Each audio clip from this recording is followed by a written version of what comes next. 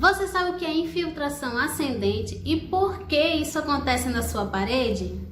Se você não sabe, hoje eu vou explicar tudo e como resolver esse problema. Pessoal, mas antes de continuar o vídeo, por favor, não deixe de se inscrever no canal se você é novo aqui. E se você já é de casa, não esqueça de deixar aquele gostei para impulsionar mais e mais esse vídeo.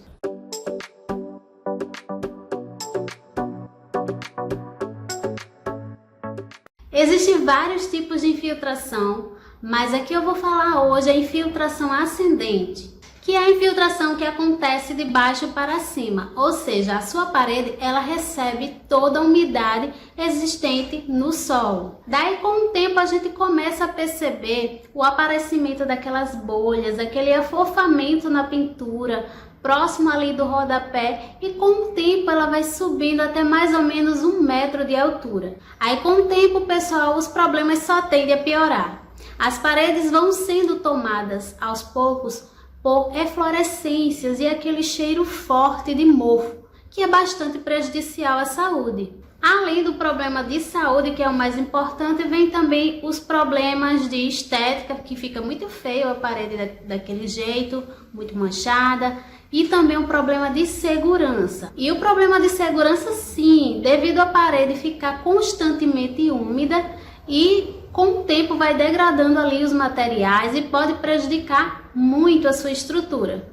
E como resolver esse problema? O problema é que nesse momento as pessoas se desesperam e começam a ouvir opiniões, mitos de pessoas de como resolver de forma amadora esse problema, ao invés de procurar um profissional qualificado para dar fim de vez, né, ao problema. Aí daí, pessoal, começa a vir de tudo, todos os tipos de conselho e especulações. Por exemplo, sua parede tem infiltração porque ela é uma parede de alvenaria estrutural, não tem pilar, então é por isso. Isso não existe, não é motivo para a sua parede estar com esse problema. Aí vem outros conselhos, passa um grafiato que vai resolver o problema de infiltração da sua parede. Não é bem assim, pessoal. O grafiato ele não tem como resolver o problema de infiltração, porque ela está vindo de baixo. E porque também o grafiato ele não é um produto impermeável, ele transpira e com o tempo vai aparecer novamente, muito rápido, as manchas na parede. E vem aquele conselho muito comum que muita gente cai, que é: vamos revestir tudo com cerâmica e resolve o problema.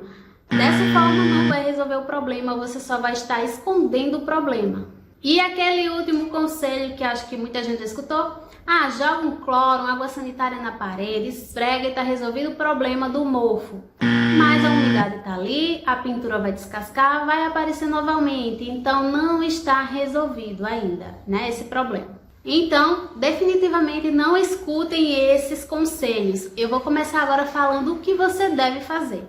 Mas antes de começar a falar como resolver o problema, eu vou falar para você que está começando a obra, o que você deve fazer para evitar esse problema.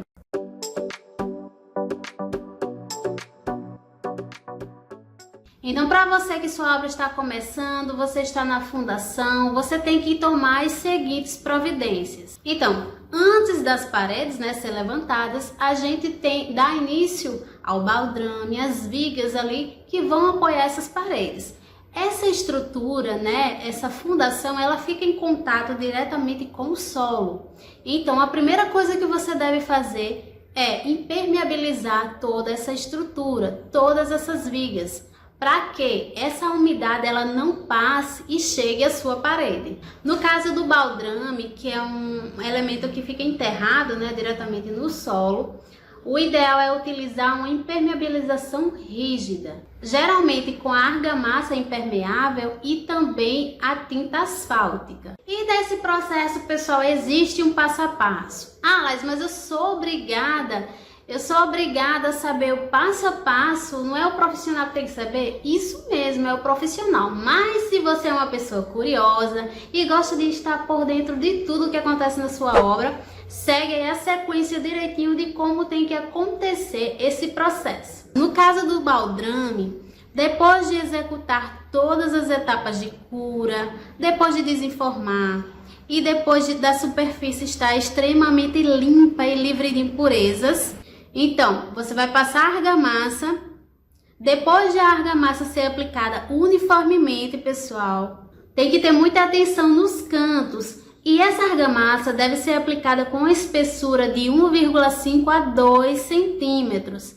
E na lateral, pelo menos uns 15 centímetros. Depois de aplicada essa argamassa, em seguida, aí vai seguir a aplicação da tinta asfáltica. Depois de fazer todo esse processo na fundação, as primeiras fiadas de tijolo, mais ou menos até 1 metro de altura, você também deve aplicar impermeabilização. Você fez esse processo, se ainda não fez, corre, que ainda dá tempo. Verifica se vai ser feito, se ainda não fez, porque depois que estiver tudo pronto, é mais complicado de corrigir essa situação.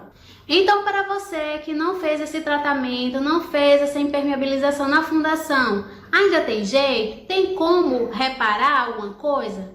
Sim, pessoal, tem como sim. Para pequenas infiltrações, existem algumas formas de amenizar essa situação de forma mais simples. E como seria essa forma? Seria a seguinte: você tem que retirar toda a camada que está afetada pela infiltração. Retirar mesmo todo o reboco, pintura, reboco, até chegar no bloco de alvenaria. Ah, Laís, mas vai sujar muito? Vai sim, vai sujar muito e você vai ter que tirar realmente toda essa parte do reboco até a altura mais ou menos de 1 metro ou até onde a infiltração estiver indo. Daí você vai ter que limpar toda essa superfície com cloro, com pano úmido e deixar o mais limpo possível, sem impurezas. Daí você vai optar por algum produto impermeabilizante que seja aplicado de forma cruzada, geralmente de 3 a 4 demãos cruzadas. Daí em seguida vem o reboco com ou alguma textura ou alguma pintura de acordo com o seu gosto. Então, Laís, fazendo isso eu vou estar livre da infiltração, problema resolvido? Não é bem assim, pessoal.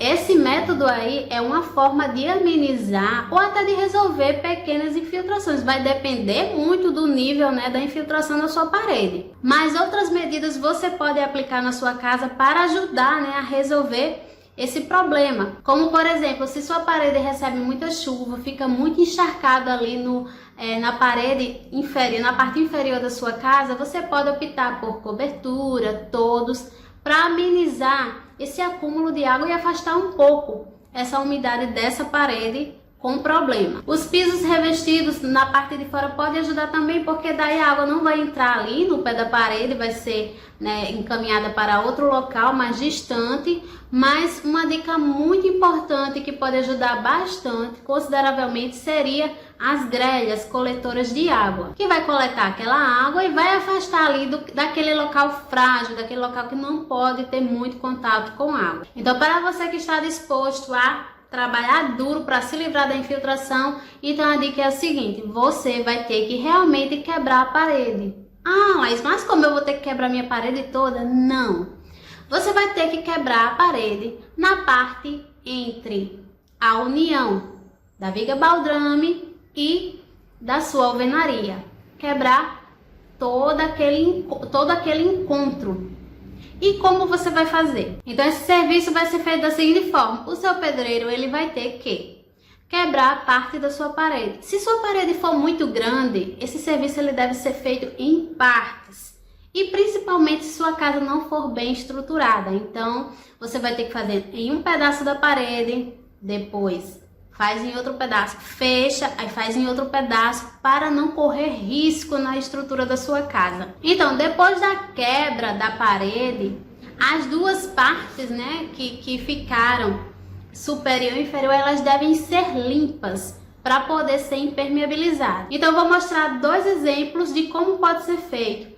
Realizado por 2 profissionais diferentes. Na primeira situação, o profissional realizou o rasgo bem no encontro da alvenaria com a viga baldrame. Ele tirou o rodapé e foi, né, quebrando toda aquela parte. Daí ele tirou todo o entulho, fez toda a limpeza naquele local. E como a parte inferior já estava na viga baldrame, ele resolveu utilizar a manta líquida. Aplicou 2 demãos diretamente ali no concreto e depois ele optou por utilizar a argamassa AC3. E só depois, pessoal, que secou essa argamassa, ele veio aplicar a massa ali do cimento junto com alguns pedaços de tijolos para fazer o fechamento daquela alvenaria. Já na segunda imagem, o exemplo, o profissional ele optou por fazer o rasgo acima do rodapé. Isso pode acontecer, pessoal, principalmente se o cliente disser, eu não quero trocar o rodapé, eu não quero gastar com isso, então faça acima do rodapé. Aí o profissional vai lá e faz. Essa opção eu não acho interessante de fazer acima do rodapé, porque a umidade ela vai chegar ali no rodapé, então o rodapé pode soltar, pode gerar os mesmos problemas que acontecem na parede. Então, nesse caso aí, como vocês podem ver, a impermeabilização ela não foi feita direto na viga baldrame lá embaixo, né? Ela foi feita entre uma parede e outra. Então, nesse caso aí, ele utilizou uma massa, né, com aditivos para fazer, né, essa impermeabilização entre as duas alvenarias. É muito trabalho, mas é dessa forma que você vai se livrar da infiltração. É assim mesmo, quebrando, separando, impermeabilizando.